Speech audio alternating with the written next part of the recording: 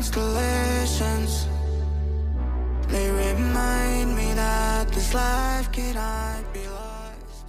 Timnas Indonesia akan menatap Piala AFF 2022 dengan target tinggi, yaitu jadi juara. Sejumlah pemain dapat diandalkan untuk mengantarkan Indonesia mendapatkan gelar tersebut. Indonesia adalah negara dengan pencapaian final terbanyak kedua, yaitu 6 kali. Jumlah ini hanya kalah dari Thailand yang sudah masuk final 9 kali. Walaupun terbanyak kedua, Indonesia sekalipun belum pernah jadi juara alias 6 kali runner-up. Beda halnya dengan Singapura, 4, Vietnam, 2, dan Malaysia, 1, yang walaupun jarang masuk final, tetapi sudah pernah juara. Meski begitu, harapan Indonesia di edisi 2022 cukup tinggi. Kualitas Indonesia perlahan meningkat di bawah asuhan Shin Tae-yong dan pemain-pemain yang dimiliki pun semakin menjanjikan. Berikut ini adalah 4 pemain Timnas Indonesia, yang bisa mengantarkan Timnas Indonesia jadi juara Piala AFF 2022. 1. Witan Sulaiman. Sulit tidak menyertakan Witan dalam daftar ini. Pemain sayap berusia 21 tahun ini terus terasah semenjak bermain di luar negeri. Witan merupakan kreator gol Indonesia di Piala AFF 2020 lalu.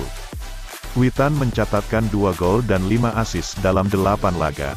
Kemampuan pemain kelahiran Palu itu tampak di Eropa. Bersama klub barunya, AS Trencin di divisi teratas Liga Slovakia, Witan bermain 10 kali dan mencatatkan 1 gol. 2. Mark Klok. Kualitas Mark Klok di Liga Indonesia tidak perlu dipertanyakan lagi. Mau apapun klub yang dibelanya, pemain berusia 29 tahun ini akan selalu jadi jantung serangan tim yang dibelanya. Begitu pula saat dirinya resmi jadi WNI dan bisa membela Timnas Indonesia. Peran Klok di lini tengah begitu krusial. Ia tidak hanya piawai dalam mengatur ritme serangan, tetapi juga solid dalam bertahan. Kondisi spesialnya yang tinggi ini jadi andalan STY untuk bisa menghidupkan permainan Timnas Indonesia. Tidak hanya soal kecerdasan, kemampuan tekniknya pun di atas rata-rata gelandang lokal Indonesia. 3. Ilyas Spasojevic. Publik sempat bertanya-tanya, ketika Spasojevic tidak sekalipun disertakan STY ke Timnas Indonesia. Padahal, Spaso adalah top skor Liga 1 2021/2022 dengan torehan 23 gol dari 34 pertandingan. Di musim ini pun, ketajaman pemain naturalisasi ini tidak tumpul.